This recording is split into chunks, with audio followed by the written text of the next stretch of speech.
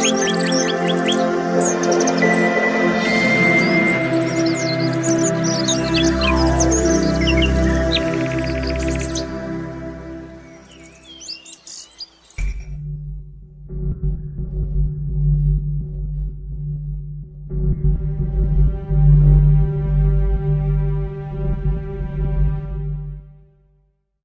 Friends, ನಾನು ಶ್ವೇತಾ ರಂಜನ್ ಮಾತಾಡ್ತಾ ಇರೋದು ಲಕ್ಷ್ಮೀತ ರಾಯರ ಮಗಳು ಕನ್ನಡ ಯೂಟ್ಯೂಬ್ ಚಾನಲ್ಗೆ ತಮ್ಮೆಲ್ಲರಿಗೂ ಆತ್ಮೀಯವಾದ ಸ್ವಾಗತ. ಸ್ನೇಹಿತರೆ, ನಾನಿವತ್ತು ಯಾವ ವಿಷಯದ ಬಗ್ಗೆ ವಿಡಿಯೋ ಮಾಡ್ತಾ ಇದ್ದೀನಿ ಅಂತಂದರೆ, ನೋಡಿ, ಯಾವುದಾದ್ರೂ ಒಂದು ಕೆಲಸಗಳಿಗೆ ಹೋಗೋವಂಥ ಸಮಯದಲ್ಲಿ ಯಾವುದಾದ್ರೂ ಅಡೆತಡೆಗಳಾಗ್ತಾ ಇದೆ.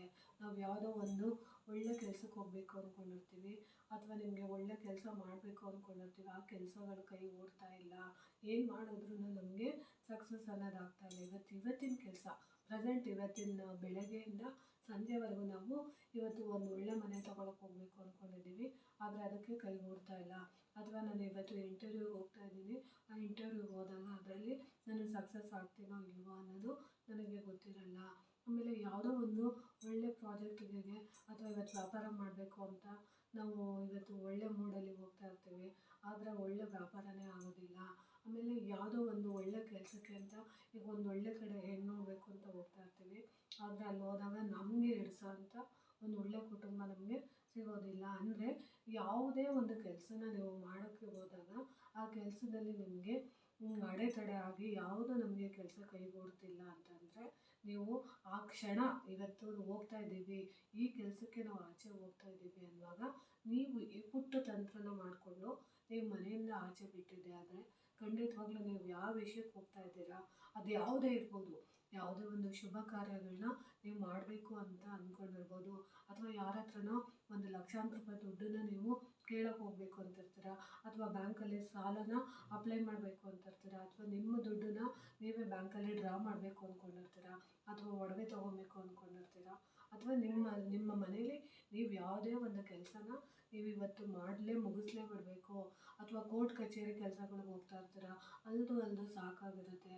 ಅಂಥ ಟೈಮ್ಗಳಲ್ಲಿ ನಮಗೆ ಒಳ್ಳೇದಾಗ್ತಾನೆ ಇಲ್ವಲ್ಲ ಅಂತ ಬೇಜಾರಾಗಿರೋಂಥವ್ರು ನೀವು ಮನೆಯಿಂದ ಹೊರಡೋದಕ್ಕಿಂತ ಮುಂಚೆ ಈ ಪುಟ್ಟ ತಂತ್ರನ ನೀವು ಮಾಡ್ಕೊಂಡಿದ್ದು ಹೊರಟಿದ್ದೆ ಆದರೆ ಅವತ್ತಿನ ದಿನ ನೀವು ಯಾವೊಂದು ಕೆಲಸಕ್ಕೆ ಹೋಗ್ತೀರ ಆ ಕೆಲಸ ಖಂಡಿತವಾಗ್ಲೂ ನಿಮಗೆ ಯಶಸ್ಸನ್ನು ತಂದುಕೊಡುತ್ತೆ. ಅದಕ್ಕೆ ನೀವು ಮಾಡಬೇಕಾಗಿರೋದು ಏನು ಅಂತಂದರೆ, ಗಣೇಶನ ಅನುಷ್ಠಾನನ, ಗಣೇಶಂದು ಈ ತಂತ್ರನ ನೀವು ಮಾಡ್ಕೋಬೇಕಾಗುತ್ತೆ. ಅದಕ್ಕೆ ನೀವು ಮುಖ್ಯವಾಗಿ ನೋಡಿ, ನೀವು ಒಂದು ವೈಟ್ ದಾರನ ನೀವು ತೊಗೋಬೇಕಾಗುತ್ತೆ. ಒಂದು 7 ನೋಡಿ, ಒಂದು 9 ಎಳೆನ ನೀವು ಈ ಥರ ತೊಗೊಳ್ಳಿ. ನೋಡಿ,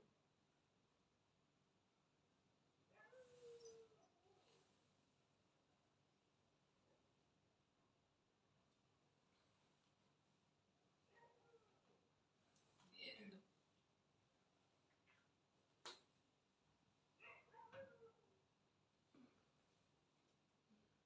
3, 4,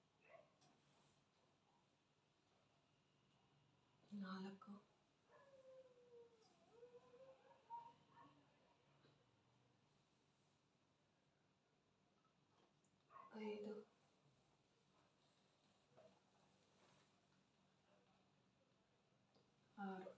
6,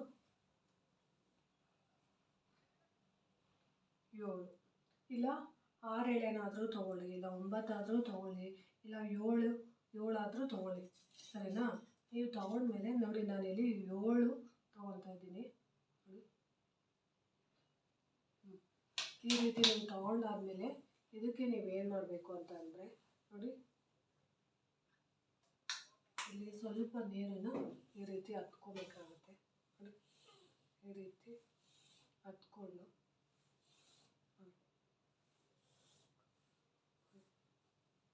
ಈ ರೀತಿ ಹತ್ಕೊಂಡ್ಮೇಲೆ ನೋಡಿ, ಅರಿಶಿನ ನೀವು ಹಿಂಗೆ ಸರಬೇಕಾಗುತ್ತೆ. ಅರಿಶಿನ ದಾರ ಮಾಡ್ಕೊಬೇಕು ಒಟ್ಟಿನಲ್ಲಿ. ನೋಡಿ, ಈ ರೀತಿ, ಇಲ್ಲಾಂದರೆ ಸ್ವಲ್ಪ ನೀರಲ್ಲಿ ಕಲಿಸ್ಕೊಳ್ಳಿ. ಇಷ್ಟೇ ನೀರು ಹಾಕಿ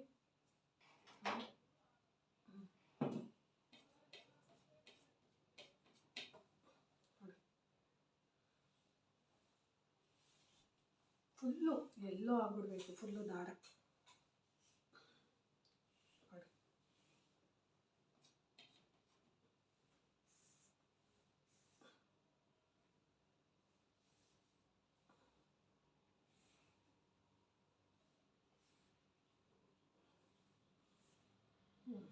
ನೋಡಿ ಈ ರೀತಿ ಎಲ್ಲೋ ಆದಮೇಲೆ ದಾರಕ್ಕೆ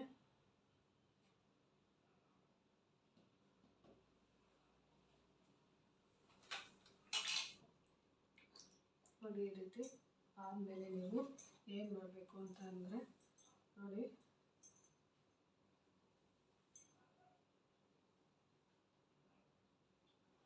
ನೋಡಿ 7 ಗಂಟೆನ ನೀವು ಹಾಕಬೇಕಾಗುತ್ತೆ. ನೋಡಿ ಈ ರೀತಿ ನೋಡಿ ಅಂದ್ಕೊಳ್ಳಿ, ಓಂ ಗಂ ಗಣಪತಿ ನಮಃ ಅಂತ ಹೇಳಿ ನೀವು 7 ಗಂಟೆನ ಹಾಕಬೇಕಾಗುತ್ತೆ. 1 2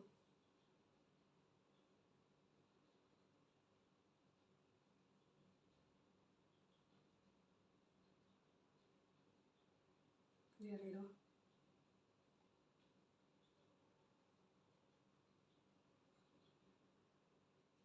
4 5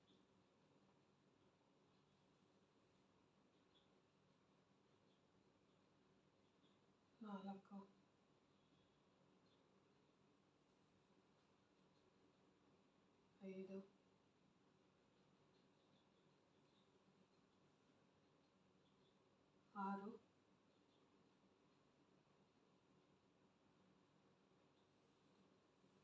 ನೋಡಿ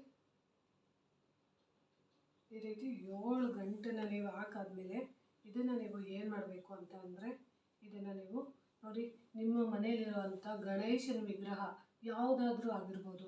ನೋಡಿ ಇಲ್ಲಿ ನಾನು ಈ ಗಣೇಶನದನ್ನು ನಿಮಗೆ ಡೆಮೋ ಥರ ಮಾತ್ರ ತೋರಿಸ್ತಾ ಇದ್ದೀನಿ. ನೋಡಿ ಈಗ ನೀವು ಈ ಥರದ್ದು ನಿಮ್ಮ ಮನೆಯಲ್ಲಿರೋಂಥ ಗಣೇಶನ ವಿಗ್ರಹ ಯಾವುದೇ ಇರ್ಬೋದು, ಆ ಗಣೇಶನ ವಿಗ್ರಹದ ಹತ್ರ ನೀವು ಇದನ್ನು ಹಿಂಗೆ ಇಡಬೇಕಾಗತ್ತೆ.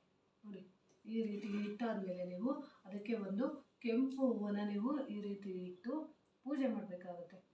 ಪೂಜೆ ಮಾಡಿ ನಿಮಗೆ ಹೂಗಳಿಂದ ನಿಮಗೆ ಯಾವ್ಯಾವ ಹೂಗಳಿರುತ್ತೋ ಆ ರೀತಿ ಎಲ್ಲ ನೀವು ಹೂಗಳಿಗೆ ಅಲಂಕಾರ ಮಾಡಿಬಿಟ್ಟು ನೋಡಿ ಈ ರೀತಿ ನೀವು ಮಾಡಿ ನೀವು ಇದನ್ನು ದಾರನ ನೀವು ಕಟ್ಕೊಂಡು ಹೋಗೋದ್ರಿಂದ ಅಂದರೆ ನೀವು 21 ನೋಡಿ ಈ ರೀತಿ ಎಲ್ಲ ಅಲಂಕಾರ ಮಾಡಾದ್ಮೇಲೆ ನೀವು ಇವತ್ತಿನ ಕೆಲಸಕ್ಕೆ ಮಾಮೂಲಿ ಯಾವ ರೀತಿ ಪೂಜೆ ಮಾಡ್ತಾ ಇರ್ತೀರೋ ಮನೆಯಲ್ಲಿ ಇದಕ್ಕೆ ಅಂತ ಏನು ಸಪ್ರೇಟ್ ಪೂಜೆ ನೀವು ಮಾಡಬೇಕಾಗಿಲ್ಲ. ನಿಮ್ಮ ಮನೆಯಲ್ಲಿರೋಂಥ ಪುಟ್ಟ ಗಣೇಶನ ವಿಗ್ರಹದ ಮುಂದೆ ಇದನ್ನು ಇಟ್ಬಿಟ್ಟು ಒಂದು ಕಡ್ಡಿ ನಿಮ್ಮ ಮನೆಯಲ್ಲಿ 2 ಕಡ್ಡಿ ಹಚ್ಬಿಟ್ಟು ಮಾಮೂಲಿ ದೀಪ ಹಚ್ಚಿರ್ತೀರ. ಅಕಸ್ಮಾತ್ ದೀಪ ಹಚ್ಚಿಲ್ಲ ಅಂದರೂ ಪರವಾಗಿಲ್ಲ, ನಾನು ಈ ಕೆಲಸಕ್ಕೆ ಹೋಗ್ತಾ ಇದ್ದೀನಿ, ಈ ಕೆಲಸದಲ್ಲೇ ನನಗೆ ಅನುಕೂಲನ ನೀವು ಮಾಡಿಕೊಡಿ ಅಂತ ಹೇಳ್ಬಿಟ್ಟು ನೀವು ಗಣೇಶನ ಹತ್ರ ಈ ದಾರನ ಇಟ್ಟು ಪೂಜೆ ಮಾಡಾದಮೇಲೆ ನೀವು ಏನು ಮಾಡಬೇಕು ಅಂತಂದರೆ ನೋಡಿ ಈ ದಾರನ ನೀವು ಪೂಜೆ ಮಾಡಿದ ನಂತರ ಇದನ್ನು ನೀವು ಈ ರೀತಿ ಕೈಗೆ ಕಟ್ಕೊಬೇಕಾಗುತ್ತೆ. ನೋಡಿ ನೀವು ಪ್ರಾರ್ಥನೆ ಮಾಡಿರ್ತೀರಲ್ಲ, ನೋಡಿ ಈ ರೀತಿ ನೀವು ಕೈಗೆ ಯಾರ ಹತ್ರನಾದ್ರೂ ನೀವು ಈ ರೀತಿ ಅಥವಾ ನಿಮಗೆ ನೀವೇ ಕಟ್ಕೊತೀನಿ ಅಂದ್ರೂ ಕಟ್ಕೊಬೋದು. ನೋಡಿ ಈ ರೀತಿ ನೀವು ಕಂಕಣ ದಾರ ಅಂತ ಇದನ್ನು ನೋಡಿ ಯಾವ ಕೆಲಸಗಳೆಲ್ಲ ವಿಘ್ನಗಳೆಲ್ಲ ನಿವಾರಣೆ ಆಗ್ತಾ ಇದೆಯೋ ಆ ವಿಘ್ನಗಳಿಂದ ನೀವು ಇದನ್ನು ಓಂ ಗಂ ಗಣಪತಿ ನಮಃ ಅಂತ ನೀವು ಹೇಳ್ಕೊಂಡು ನೋಡಿ ಇದನ್ನು ನೀವು ಈ ರೀತಿ ಕಂಕಣನ ನೀವು ಕಟ್ಕೋಬೇಕಾಗುತ್ತೆ. ನೋಡಿ ಈ ರೀತಿ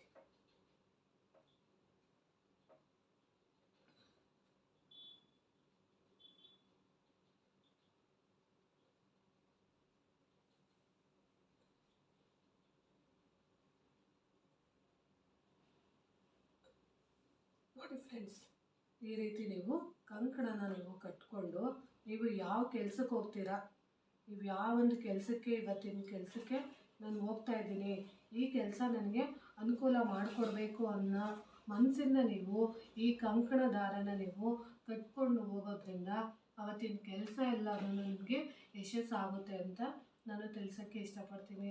ಇದು ಪುಟ್ಟ ತಂತ್ರ, ಬಟ್ ನಾನು ಮಾಡಿದ್ದೀನಿ. ಇದು ಮಾಡಿದಾಗ ನನಗೆ ತುಂಬಾ ಅನುಕೂಲ ಆಯಿತು. ಅದಕ್ಕೋಸ್ಕರ ನಾನು ನಿಮಗೆ ಯಾವುದಾದ್ರೂ ಒಂದು ಇವತ್ತು ಯಾವುದೋ ಒಂದು ಕೆಲಸಕ್ಕೆ ಇಂಪಾರ್ಟೆಂಟ್ ಕೆಲಸಕ್ಕೆ ಹೋಗ್ತಾ ಇರ್ತೀನಿ, ಆ ಕೆಲಸದಲ್ಲಿ ಇವತ್ತು ಆಗಲ್ಲ ಅಂತ ಅನಿಸಿರುತ್ತೆ. ಆಗ ಭಯ ಆತಂಕ ಆದಾಗ ಇಲ್ಲ ನಾನು ಇದನ್ನು ಮಾಡ್ಕೊಂಡು ಹೋದರೆ ಇವತ್ತಿನ ದಿನ ನನಗೆ ಒಳ್ಳೇದಾಗುತ್ತೆ ಅಂತ ಮನಸ್ಸಿಂದ ಇದನ್ನು ನಾವು ಮಾಡ್ಕೊಂಡು ಹೋಗೋದ್ರಿಂದ ಖಂಡಿತವಾಗ್ಲೂ ನೀವೇನು ಅಂದ್ಕೊಂಡಿದ್ರೆ ಆ ಕೆಲಸ ಖಂಡಿತವಾಗ್ಲೂ ಆಗುತ್ತೆ ಅಂತ ನಾನು ತಿಳಿಸೋಕ್ಕೆ ಇಷ್ಟಪಡ್ತೀನಿ. ಇದಕ್ಕೆ ನೀವು ನೋಡಿ ಇದೇ ರೀತಿ ಕಟ್ಕೊಬೇಕಾಗುತ್ತೆ. ನಾನು ಡೆಮೋ ಥರ ತೋರಿಸಿದ್ದೀನಿ. ಆಮೇಲೆ ನೋಡಿ ನೀವು ಚೆನ್ನಾಗಿ ಇದನ್ನು ಪೂಜೆ ಮಾಡಬೇಕು. ಗಣೇಶನ ಹತ್ರ ಇಟ್ಟಿರ್ತಾರಲ್ಲ ಆವಾಗ ನೀವು ಪೂಜೆ ಮಾಡಿ ಕಟ್ಕೊಬೇಕಾಗುತ್ತೆ. ಸರಿನಾ ಸ್ನೇಹಿತರೆ? ಈ ರೀತಿ ಇದೆ ಇವತ್ತಿನ ವಿಡಿಯೋ. ಈ ಮಾಹಿತಿ ನಿಮಗೆ ಇಷ್ಟ ಆಗಿದ್ದರೆ ದಯವಿಟ್ಟು ನನ್ನ ಚಾನಲ್ನ ಸಬ್ಸ್ಕ್ರೈಬ್ ಮಾಡ್ಕೊಂಡು ನೋಡಿ, ಮತ್ತು ವಿಡಿಯೋನ ಶೇರ್ ಮಾಡಿ ಮತ್ತು ಲೈಕ್ ಮಾಡಿ. ಹೊಸದಾಗಿ ಯಾರಾದರೂ ನೋಡ್ತಿದ್ರೆ ದಯವಿಟ್ಟು ಸಬ್ಸ್ಕ್ರೈಬ್ ಮಾಡ್ಕೊಂಡು ನೋಡಿ ಅಂತ ತಿಳಿಸೋಕ್ಕೆ ಇಷ್ಟಪಡ್ತೀನಿ. ಧನ್ಯವಾದಗಳು ಸ್ನೇಹಿತರೆ.